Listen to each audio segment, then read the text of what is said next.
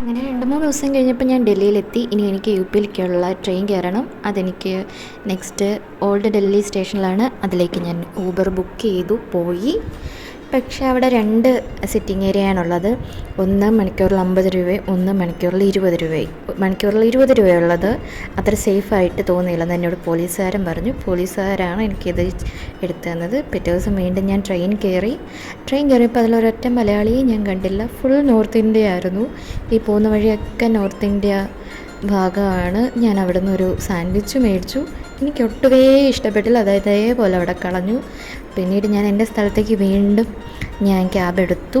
ഒരു ഫോറസ്റ്റ് വഴി പോയപ്പോഴത്തേക്ക് ആ ടാക്സി ഡ്രൈവർ പറഞ്ഞത് ഈ കാടിനകത്ത് 79 കടുവയുണ്ട്, ഇടയ്ക്കിടയ്ക്ക് അത് റോഡിൽ വന്ന് നിൽക്കുമെന്ന് പറഞ്ഞ്. ഞാൻ പോകുന്ന വഴി ഞാൻ കണ്ടില്ല. ഈ സ്കൂട്ടറിൽ പോകുന്ന ആൾക്കാരെ എല്ലാം അത് ഇടയ്ക്കൊക്കെ പിടിച്ചുകൊണ്ട് പോകുന്ന പറഞ്ഞു. വീഡിയോയും കാണിച്ചു. പക്ഷെ എനിക്ക് കാണാൻ പറ്റിയില്ല. ഒരു ദിവസം നോക്കാം. ഇനി അടുത്ത എൻ്റെ സ്ഥലത്തെത്തിയിട്ട് ബാക്കി വീഡിയോ